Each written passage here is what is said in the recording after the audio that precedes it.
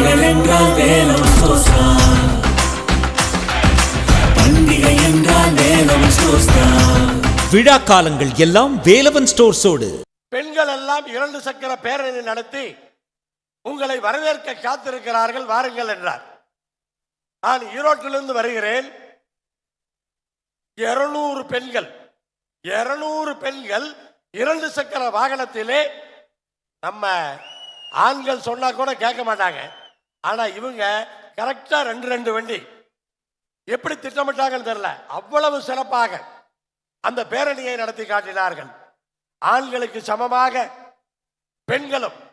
அடுத்து அன்னைக்கே சொன்னார்கள், அடுத்து உங்களோடு சேர்ந்து 1000 பெண்கள் 2 சக்கர வாகன பேரணியை நடத்துவோம் என்று அன்றைக்கே சொன்னார்கள். அப்படி நம்முடைய பெண்களுக்கு இந்த வள்ளிக்கும்மி ஒரு மிகப்பெரிய ஒரு விழிப்புணர்வை கொடுத்திருக்கிறது.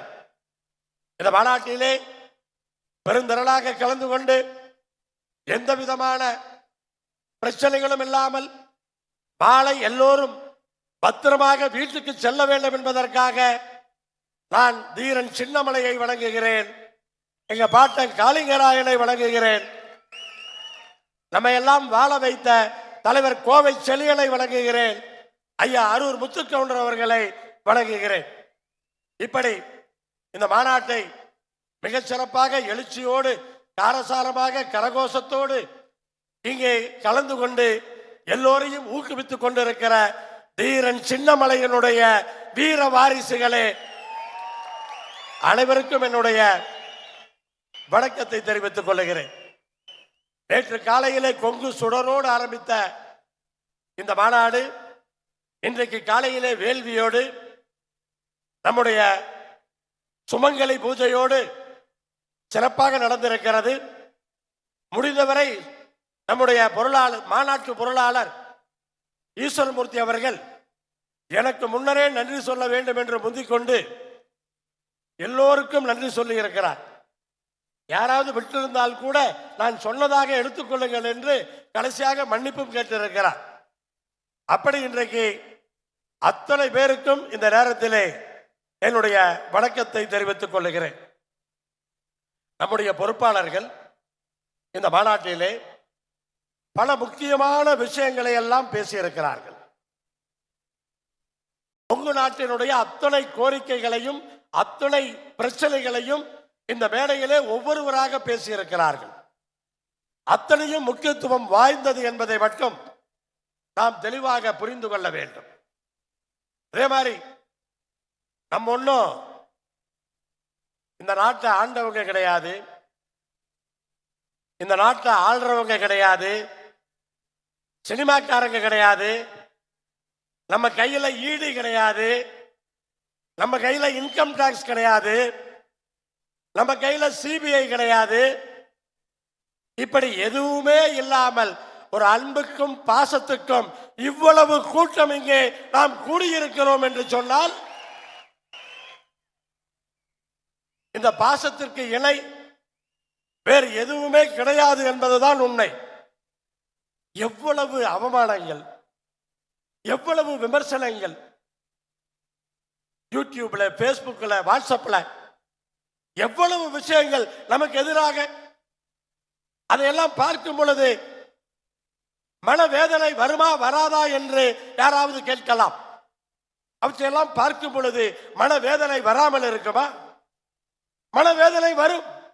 ஆனால் அத்தனையும் சிரித்த உங்களுடைய இந்த பாசம், இந்த அன்பு, இந்த கூட்டம் அத்தனையும் நான் இன்றைக்கு மறந்து போனேன். அத்தனையும் மறந்து போச்சு. யார் என்ன பேசினாலும் இந்த மண்ணிற்காக கடைசி வரை உழைக்கக்கூடியவன் என்கிற முறையிலே உங்களுடைய பாசத்திற்கும் அன்பிற்கும் நான் இந்த நேரத்திலே நன்றியை தெரிவித்துக் கொள்ளுகின்றேன். உங்களுக்கு தெரியும், எப்போது யார் என்னை நோக்கி களை தொடுத்தாலும் தீரன் சின்னமலை பார்த்துக் கொள்ளுவான் என்று நான் சொல்லுவதை நீங்கள் கேட்டிருப்பீர்கள். இன்றைக்கும் அதுதான். நம்மை விமர்சனம் செய்பவர்கள் செய்யட்டும், நம்மை அவமானப்படுத்துபவர்கள் படுத்தட்டும், அதையெல்லாம் தீரன் சின்னமலை கண்டிப்பாக பார்த்துக் கொள்ளுவார் என்ற நம்பிக்கை எனக்கு முழுமையாக இருக்கிறது. நீங்களும் அதைத்தான் எடுத்துக்கொள்ள வேண்டும். இன்றைக்கு இந்த மேடையிலே நம்முடைய செம்பியன் சிவகுமார் அவர்கள் எப்படி சங்கங்களிலிருந்து பேரவை தோன்றியது, பேரவையிலிருந்து எப்படி கட்சி தோன்றியது என்றெல்லாம் விளக்கமாக சொன்னார். உண்மைதான். நம்முடைய தலைவர் கோவை செழியன் தலைமையிலே இந்த கொங்கு மண்டலம் ஒற்றுமைப்பட்டு நம்மை பிற்படுத்தப்பட்டோர் பட்டியலிலே சேர்த்தாமல் இருந்தால் இவ்வளவு டாக்டர்கள் உருவாயிருக்க முடியுமா? இவ்வளவு என்ஜினியர்கள் உருவாயிருக்க முடியுமா? இவ்வளவு IAS அதிகாரிகள் இந்த மண்ணிலிருந்து உருவாயிருக்க முடியுமா? யோசித்து பார்க்க வேண்டும்.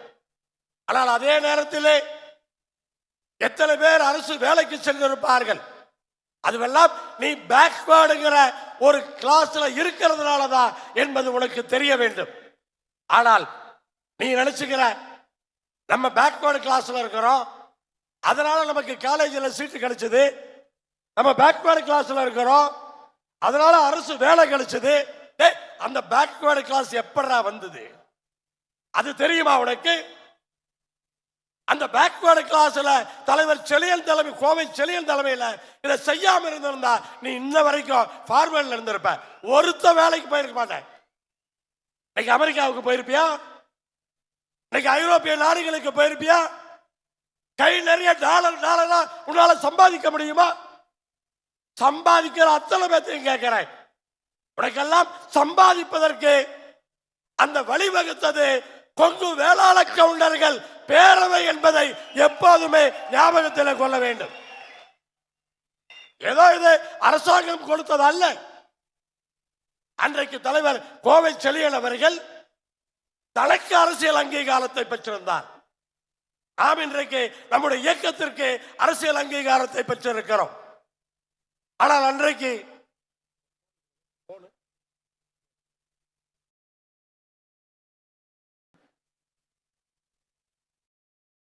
அவர் சட்டமன்ற உறுப்பினராக இருந்தார், எல்லா தலைவர்களையும் தெரிந்திருந்தார். அன்றைக்கு இந்த சமுதாயத்தை பிற்படுத்தப்பட்டோர் பட்டியலிலே சேர்த்தார். அதுல எத்தனை பேர் வீட்டில் தாயும் தந்தையும் சொல்லி தந்திருக்கீங்க, நீ பிசியில் இருக்கிற, அதனாலதான் முன்னாடி இருக்கிற, நீ பிசியில் ஆகிறதுக்கு காரணம் தலைவர் கோவை செழியன், அவரை வணங்க வேண்டும் என்று எத்தனை பேர் சொல்லியிருக்கோம்? பல பேருக்கு பேரே தெரியாது. இதெல்லாம் வேதனை இல்லையா? நம்மளாம் நன்றி மறப்பவர்களா? நன்றி உணர்ச்சி நமக்கு கிடையாதா?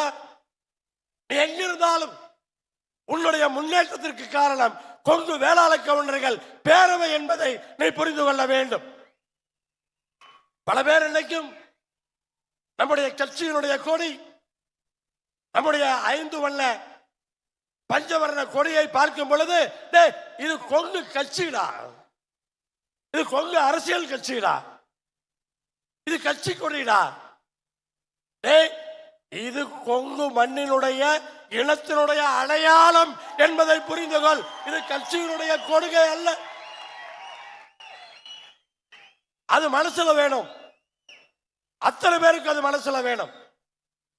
அந்த கொடி, நானும் எம்பி மட்டும் நேர்மையானவர்கள் அல்ல, அந்த கொடியும் நேர்மையான கொடி என்பதை புரிந்து கொள்.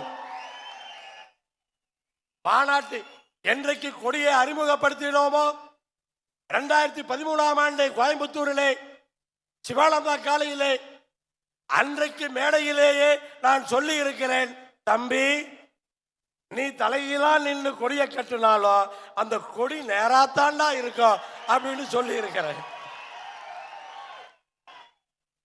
அப்படி அந்த கொடியை நம்ம வடிவமைச்சிருக்கிறோம். நீ எப்படி கட்டினாலும் அது நேரான கொடி, நேர்மையா தான் இருக்கும், வேற வழியே கிடையாது. அப்படிதான் நம்மை பொறுத்தவரை நாம் நேர்மையாக இருக்க வேண்டும். அதே மாதிரி தம்பி சூரியமூர்த்தி சொன்ன மாதிரி என்ன சொன்னாங்க, இன்னைக்கு ஒரு எம்பி ஒரு எம்எல்ஏ சட்டமன்றத்துக்கும் பாராளுமன்றத்துக்கும் போய் ஒரு எம்எல்ஏ கிளிப்பானான்னு கேட்டாங்க. டேய் கிளிக்கிறமா இல்லையா? இப்ப கிளிக்கிறமா இல்லையா?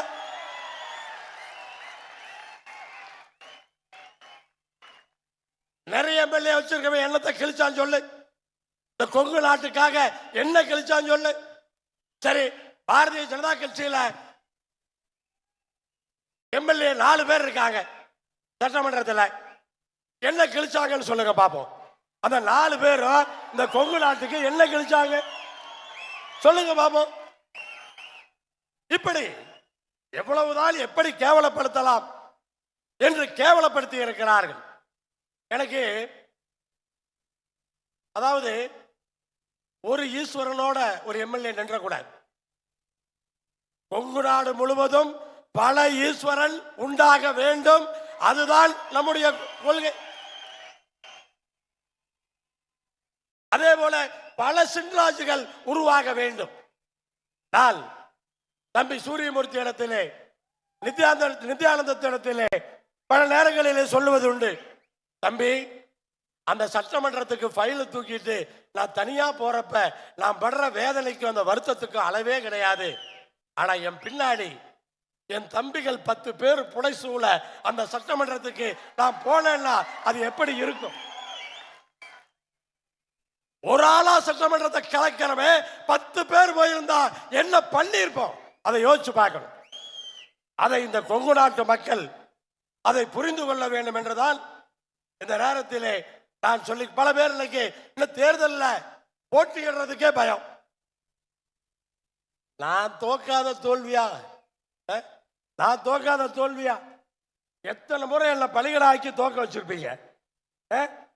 இப்ப நீ தேர்தலில் நிக்கிறதுக்கு பயப்படுறியா? நீ தேர்தலில் நிக்கிறதுக்கு யோசிக்கிறியா?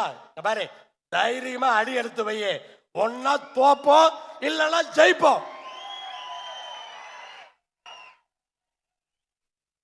செத்தா போயிருவோம், செத்தா போயிருவோம். தேர்தல் என்ன வெற்றி தோல்வி தானடா, அதுல என்ன இருக்கு? என்ன இது, என்ன சாவையா கொடுக்க போகுது? அப்படி ஒரு தைரியம் நமக்கு வேணும். நம்ம நமக்காக நிக்கல, இந்த மண்ணுக்காக நிக்கிறோம். நான் சொல்ல முடியும், நான் எந்த தொகுதியில நிக்கிறனாலும் அந்த மக்கள் தேர்ந்தெடுத்தால் அந்த மக்களுக்கு நல்லது, தேர்ந்தெடுக்கலன்னா என் கட்சிக்கு குடும்பத்துக்கும் நல்லது. அதான் உண்மை. நேரம் ஒதுக்க முடியும். அதனால இன்னைக்கு அதைத்தான் நானும் நம்முடைய சின்ராஜ் அவர்களும் இன்றைக்கு செயல்பட்டு கொண்டிருக்கிறோம் என்பதை நாம் புரிந்து கொள்ள வேண்டும். இன்னொன்று, மேடையில் இருக்கிற பொறுப்பாளர்கள் மட்டுமல்ல, கீழே இருக்கிற பொறுப்பாளர்கள் அத்தனை பேருக்கும் பதவிதான் ஆசை என்றால் எந்த கட்சிக்கும் சென்று பதவி வாங்கி இருக்கலாம். ஏன் வாங்கல? எதுக்கு வாங்கல? எத்தனை பேரு அங்க பதவியில் இருந்துகிட்டு நம்மளை விமர்சனம் பண்றான்? எத்தனை பேரு பதவி வேணும்னு சொல்லிட்டு 1-2 மாறி போற வரைக்கிறான்? ஆனா இத்தனை பேரும் கடந்த 16 ஆண்டுகளாக தேர்தல் வெற்றி தோல்வியை பற்றி கவலைப்படாமல் இன்றைக்கு இந்த மண்ணுக்காக உழைத்துக் கொண்டிருக்கிறோம் என்று சொன்னால் எதற்காக? இந்த சமுதாயத்தின் மேல் கொண்ட பாசத்திற்காக. வேற என்ன இருக்கு சொல்லுங்க? அப்புறம் எங்களை விட யாரா பெருசா போயிட்டா? எங்களை விட உனக்கு யார் பெருசா போயிட்டா? இந்த கொங்கு மண்ணுக்காக உழைக்கிறோம், இந்த இனத்துக்காக உயிரை கொடுக்கிறதுக்கு தயாரா இருக்கிறோம், நேர்மையா இருக்கிறோம், அரசியல் தூய்மை. அப்ப என்ன ஃப்ராட் அரசியல் தான் உனக்கு வேணுமா? அரசியல் ஃப்ராட் பண்றதா உனக்கு வேணுமா? நேர்மையான அரசியல் உனக்கு வேண்டாமா? அப்ப என்ன வேணும் சொல்லு. ஒரு சில பேரு என்ன சொல்றான், கொங்கா அது அரசியல் கட்சிகளா? நம்மால் சில பேர் கட்சியில் இருக்கிறான். அவன் என்ன சொல்றான், இது ஜாதி கட்சியிலாங்க. என்னடா சொல்ல வர்றீங்க? என்னதான் சொல்ல வர்றீங்க? நாங்க எதைத்தான் எடுத்துக்கிறது? ஆனா புரிதல் இல்லாமல், புரிந்தாலும் தூங்குவது போல நடிப்பது. அவங்களை எல்லாம் தூக்கி எழுப்புறதுக்கு தான் இந்த மாநாடு.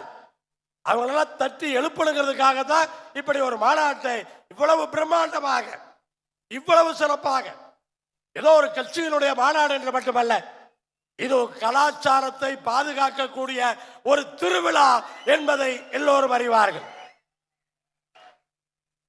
அப்படி இன்றைக்கு நாம் சிறப்பாக இருக்கிறோம். ஒவ்வொரு கட்சியிலையுமே பல விஷயங்களை நம்ம கற்றுக்கொள்ள வேண்டியது இருக்கும். யாருமே மோசமான கட்சி கிடையாது. எல்லா கட்சியிலையுமே ஒரு சில விஷயங்கள் நம்ம எடுத்துக்கிற மாதிரி இருக்கும். ஆனா அதே சமயத்தில் ஒரு கூட்டணி என்று போனால், கூட்டணி போனா உடனே அந்த கட்சி கொள்கையை நம்ம ஏத்துக்கிட்டோம்னு அர்த்தமா?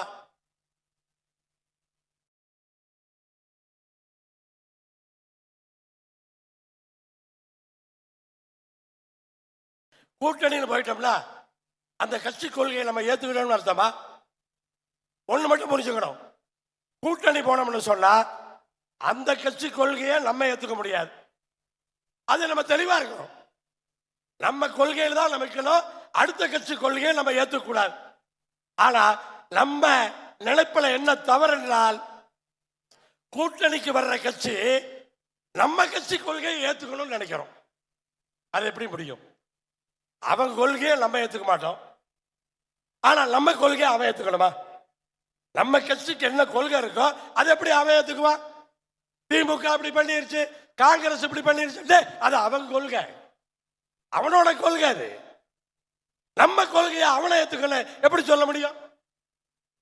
ஆனா தேர்தலை பொறுத்தவரை, கூட்டணியை பொறுத்தவரை அந்தந்த சூழல்களிலே தலைமையில் இருப்பவர்கள் பேசி முடிவெடுக்கக்கூடிய ஒரு விஷயம். ஒரு சிலருக்கு பிடித்திருக்கலாம், ஒரு பெண்ணை எல்லாமே இந்த கட்சியில செய்யற அத்தனையுமே எனக்கு பிடிச்சு பண்றேனா, அத்தனையுமே நான் விரும்பி தான் பண்றேனா? என்னுடைய சுய விருப்பம் என்பது எந்த விதமான முடிவிலும் இருக்காது. பெருவாரியாக எதை சொல்லுகிறீர்களோ அதைத்தான் இதுவரை நான் செயல்படுத்தி இருக்கிறேன், அப்படித்தான் செய்திருக்கிறேன். பொதுமக்கள், அதாவது அரசியல்வாதிகள் மட்டும் விழிப்புணர்வோட பொறுப்புணர்வோடு இருந்தா போதாது, பொதுமக்களும் பொறுப்புணர்வோடு இருக்க வேண்டும் என்பது நான் மட்டுமல்ல, நம்முடைய நாடாளுமன்ற உறுப்பினரும் பல இடங்களிலே அதை பேசி வருகிறார். நம்ம ஊர்ல ஒரு ரோடு போடுறாங்க, நம்ம ஊர்ல ஒரு ட்ரைனேஜ் கட்டுறாங்க, அது மோசமா இருந்ததுன்னு சொன்னா பார்த்துட்டு கலந்து போலாமா? ஒரு வீடியோ எடு, ஒரு போட்டோ எடு, எனக்கு அனுப்பு, எம்பிக்கு அனுப்பு, அடுத்த நாள் அதுக்கு நடவடிக்கை உண்டு. யாரோ அன்னைக்கு கோயம்புத்தூர்ல இருந்து சாலை மோசமா இருக்குன்னு எம்பிக்கு ஒரு மெசேஜ் போட்டாங்க. உடனே ஐவேஸ்ல கூப்பிட்டு 2 நாள்ல எங்கெல்லாம் ரோடு மோசமா இருக்கோ அங்கெல்லாம் கோயம்புத்தூர் வரைக்கும் போட்டாங்க. மக்களுக்கு தெரியுமா? ஒரே ஒரு வாட்ஸ்அப், அந்த வேலை நடந்துருச்சு. அப்ப பொதுமக்கள் ஒரு பொறுப்புணர்வுகளாக கண்டிப்பா இருக்கணும். அதே மாதிரி இன்னைக்கு இருக்கிற அரசியல் என்பது சாக்கடை தான், அதுல மாற்று கருத்து கிடையாது. சாக்கடை தான். அது உங்களுக்கு என்ன நினைப்பு இருக்கிறதோ அதே நினைப்பு தான் எனக்கும். ஆனால் சாக்கடை நாறுகிறது என்று பக்கத்திலே போகாமல் இருந்தோம் என்று சொன்னால் நாற்றம் அதிகமாக அடிக்கும். நாம் தூய்மையானவர்கள். இன்றைக்கு 5 ஆண்டுகளாக சின்ராஜ் எம்பியாக இருக்கிறார், நான் இப்போது 3 ஆண்டுகளாக எம்எல்ஏவாக இருக்கிறேன். நம்ம தூய்மையா இருக்கிறோமே, நேர்மையா இருக்கிறோமே, எவன் எப்படி இருந்தாலும் நமக்கு என்ன? நம்ம நேர்மையா தான் இருக்கிறோம், இருக்க முடியும். அரசியலிலே தூய்மையாக இருப்பவர்கள் தூய்மையாக இருக்க முடியும், அதையும் புரிந்து கொள்ள வேண்டும். அரசியல் சாக்கடை என்று சொன்னாலும் கூட கண்டிப்பா நான் சொல்றப்ப சொன்னேன், கட்சி அதாவது இன்னைக்கு ஓகே, திமுக தலைவரோட மனைவி கோயிலுக்கு போறாங்க. சேலத்தில் திமுக மாநாடு போட்டப்ப பூஜை பண்ணாங்க. பண்ணுனா ஏத்துக்கிட்டு போக வேண்டியதானே? ஏன் பண்ணலான்னு என்ன கேள்வி? ஏன் பண்ணலன்னு ஒரு கேள்வி, பண்ணுனா ஏன் பண்ணாங்கன்னு ஒரு கேள்வி. நம்ம கொள்கையை அவங்க ஏத்துக்கிட்டாங்கன்னு மகிழ்ச்சியா போக வேண்டியதானே? அதுல எதுக்கு விமர்சனம்? இதெல்லாம் விமர்சனம் பண்ணி நம்ம குரூப்புகள்ல ஷேர் பண்ணி அப்படியெல்லாம் ஒரு மன உளைச்சலை ஏற்படுத்துகிற ஒரு விஷயம். பார்த்தீங்கன்னு சொன்னா விவசாயம் என்ன மோசமா இருக்குன்னு எல்லாத்துக்குமே தெரியும். ஆனா விவசாயம்ங்கிறதே வியர்வை வடித்து சாகுபடி செய்து வயிற்றுக்கு உணவிடுபவன் விவசாயி. அதான் இதுதான். அப்படி அடுத்தவங்களுக்கு உணவிடுறாங்கன்னு சொல்லி இங்க பேசும்போது கூட சொன்னாங்க. அப்படிப்பட்ட விவசாயி இன்னைக்கு மகிழ்ச்சியா இருக்கானா அப்படின்னு கேட்டா இல்லை. பல்வேறு கோரிக்கைகள் நம்முடைய பேரவை தலைவரும் இங்கே சொல்லி சென்றிருக்கிறார்கள். அதுல ஒரே ஒரு விஷயத்தை மட்டும் நான் சொல்லி செல்லுகிறேன். அதாவது விவசாயிகளுடைய வருமானம் இரட்டிப்பாக வேண்டும் என்பது அனைத்து அரசாங்கங்களுடைய கொள்கை. விவசாயிகளுடைய வருமானம் இரட்டிப்பாக வேண்டும் என்று சொன்னால் கல் இறக்குவதற்கு அனுமதி வேண்டும். கல் இறக்க அனுமதி கொடுத்தால்தான் விவசாயிகளுடைய வருமானம் இரட்டிப்பாகும். சும்மா சொன்னா போதுமா? விவசாயிகள் வருமானம் அதிகப்படுத்துறோம்னு சும்மா சொன்னா போதாது. இல்லை, அரசினுடைய கொள்கைகள் தான். மரவள்ளி கிழங்குகளை எத்தனை நாள் தயாரிக்கணும், கரும்பலை எத்தனை நாள் தயாரிக்கணும், பெட்ரோலுக்கு பதிலாக எத்தனை நாள் பயன்படுத்தணும், அப்பதான் விவசாயத்தை தூக்கி நிறுத்த முடியும். அதே மாதிரி இன்னைக்கு தொழில், விவசாய தொட்டோம்னு சொன்னா இன்னைக்கு தொழில்ல ரொம்ப சிரமப்படுறோம். தொழில கொங்கு நாட்டில் இருக்கிற அத்தனை தொழிலும் இன்னைக்கு மோசமா இருக்கு. ஜவுளி தொழிலா இருந்தாலும் சரி, லாரி தொழிலா இருந்தாலும் சரி, ரிக்கா இருந்தாலும் சரி, கோவையை சுற்றி இருக்கிற என்ஜினியரிங் தொழிலா இருந்தாலும் சரி, அல்லது கோழிப்பண்ணையா இருந்தாலும் சரி, எல்லா தொழிலுமே மோசமா இருக்கு. யாருமே தங்களுடைய வாரிசை அந்த தொழிலை ஈடுபடுத்த விரும்பவில்லை. அதான் இன்னைக்கு உள்ள நிலைமை. அப்படிப்பட்ட நிலைமையிலே இன்றைக்கு தொழிலை பாதுகாப்பதற்காக பல்வேறு விஷயங்களை செய்யணும். ஜவுளி தொழில் அழிதுன்னு சொன்னா கண்டிப்பா அரசினுடைய கொள்கை தான் காரணம். ஒன்றிய அரசினுடைய கொள்கை தான் காரணம். இங்க ஒருத்தர், அதாவது எல்லாரும் சொல்லுவாங்க, திருவிளையாடல்ல நாகே சொல்லுவார், குறை சொல்லியே பெயர் வாங்க முயற்சிக்கிற புலவர். குறை சொல்லியே பெயர் வாங்குற முயற்சி செய்கிற புலவர் ஒருத்தர் இப்ப தமிழ்நாட்டில் அரசியல்வாதியா மாறி இருக்கார். குறை சொல்றதுதான் அவருக்கு வேலை. ஆக்கப்பூர்வமா ஒன்றும் செய்ய மாட்டார். ஒன்றிய அரசு ஜவுளி கொள்கையில திருத்தம் கொண்டு வரணும்னு சொன்னா அவர் போய் செய்யணும். அதை செய்யறது கிடையாது.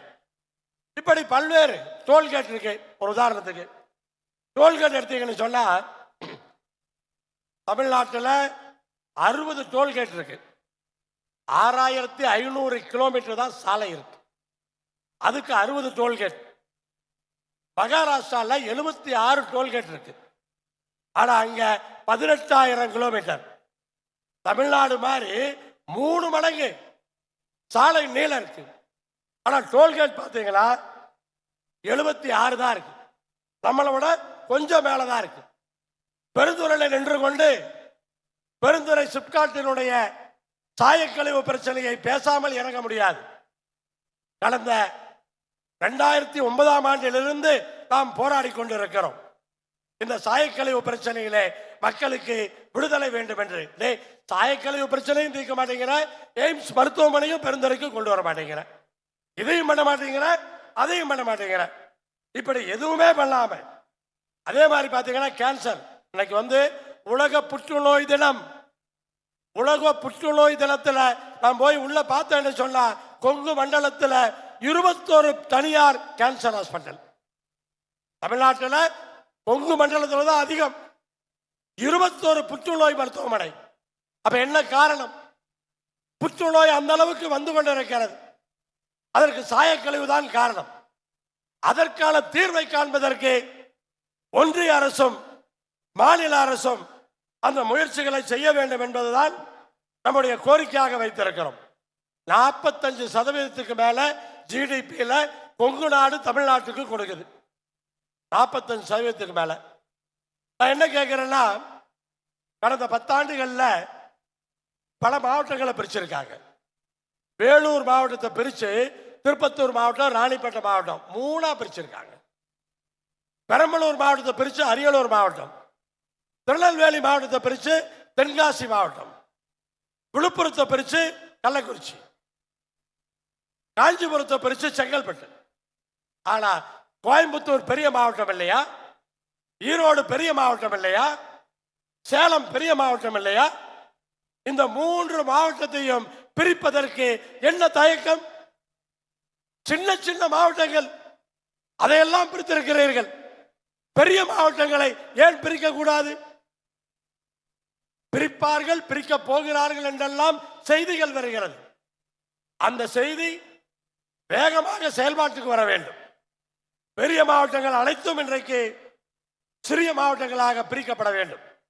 தமிழ்நாட்டில் பல்கலைக்கழகங்கள் கவர்னரோட பிரச்சனைனால எல்லா பல்கலைக்கழகமும் செயலிழந்து கிடக்குது. போன வாரத்தில் பாரதியார் பல்கலைக்கழகத்துக்கு நான் செனட் உறுப்பினராக அந்த மீட்டிங் போயிருக்கேன். செனட் மீட்டிங்கே நடத்த முடியல. துணைவேந்தர் கிடையாது, மெயின் பொறுப்பில் ஆட்கள் கிடையாது. கடைசியில் அந்த செனட் மீட்டிங்கை தள்ளி வச்சுட்டு வந்துட்டோம். நடத்த முடியாது. செனட் மீட்டிங்கே நடக்கலன்னு சொன்னா பல்கலைக்கழகம் எப்படி நடக்கும்? அப்ப மாணவர்கள் என்ன ஆவாங்க? இப்படி பல்வேறு பிரச்சனைகள் கவர்னர் பிரச்சனைகள் பண்றதுனால நம்முடைய மாணவர்களுடைய படிப்பு கெட்டு போகுது. மாணவர்களுடைய எதிர்காலம் இன்றைக்கு வீணாக போகின்றது. அப்படி அதையெல்லாம் சரி செய்ய வேண்டிய அந்த அவசியம். இப்ப 12ஆம் தேதி சட்டமன்றம். எல்லாருமே யார் பார்க்கிறவங்க எல்லாம் ஆளுநர் என்ன பண்ண போறாரு, ஆளுநர் என்ன பண்ண போறாரு, இந்த கேள்வி தான் கேட்கிறாங்க. 12ஆம் தேதி வருவாரா, வந்த உடனே போயிடுவாரா, முழுசா இருப்பாரா, இப்படி பல கேள்விகளை கேட்டுக்கொண்டிருக்கிறார்கள். ஆனால் என்ன நடக்க போகுதுன்னு யாரும் சொல்ல முடியாது. நல்லது நடக்க வேண்டும் என்று நாம் இந்த நேரத்தில் ஆண்டவனை வேண்டிக் கொள்ளுவோம். ஆனால் நம்மை பொறுத்தவரை இந்த மாநாடு கொங்கு நாட்டினுடைய பல்வேறு திட்டங்களை நிறைவேற்றுவதற்காக இந்த மாநாட்டை போட்டிருக்கிறோம்.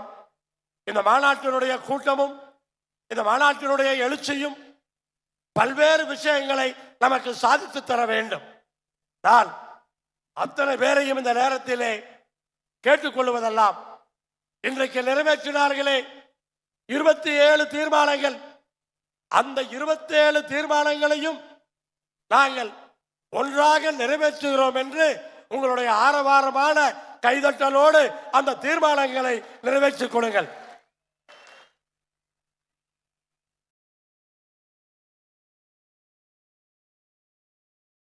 பள்ளிக்கும்மியை பொறுத்த வரைக்கும் 10,000 பேரை வச்சு உலக சாதனை நிகழ்த்தலாம் என்று முடிவெடுத்து அறிவிப்பு செய்தோம். 3 வாரங்களுக்கு முன்பே 16,000 தாண்டிவிட்டது.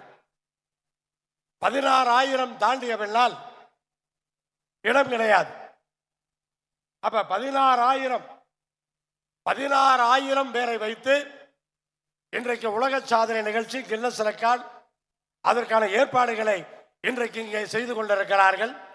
எங்குமே நடக்கல. 16,000 பேர் உலக சாதனை சொன்னா எந்த ஒரு அரசாங்கமும் இதுவரைக்கும் செய்யல.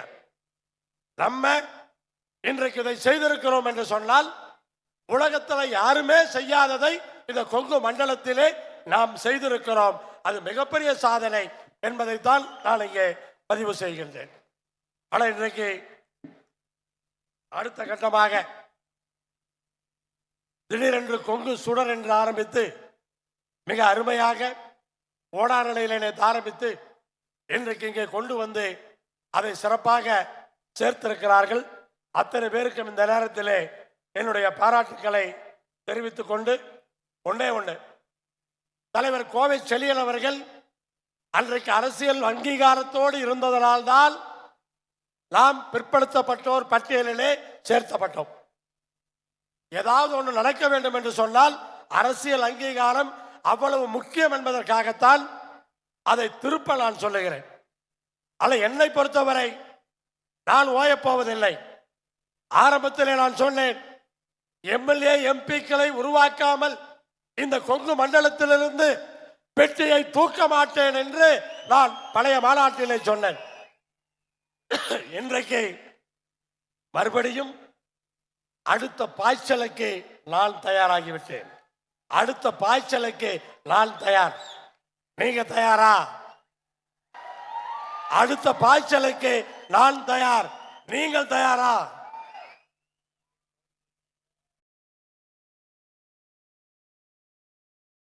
அதே போல குலதெய்வ கோயில்கள், குலதெய்வ கோயில்களை பாதுகாக்க வேண்டிய கடமை கொங்கு வேளாள கவுண்டர்கள் பேரவைக்கும் இருக்கிறது,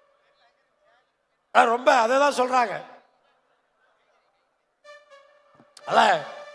அதாவது கடைசியாக சொல்ல வேண்டிய இருவர் நன்றி சொல்ல வேண்டியவர்கள் இருக்கிறார்கள். கடந்த அதாவது மாநாட்டினுடைய திடலுக்கான அந்த வேலைகளை செய்தவர்கள் அத்தனை பேருக்கும் நம்முடைய தம்பி ஈஸ்வரமூர்த்தி அவர்கள் நன்றி தெரிவித்திருக்கிறார். காவல்துறை கடந்த 15 நாட்கள்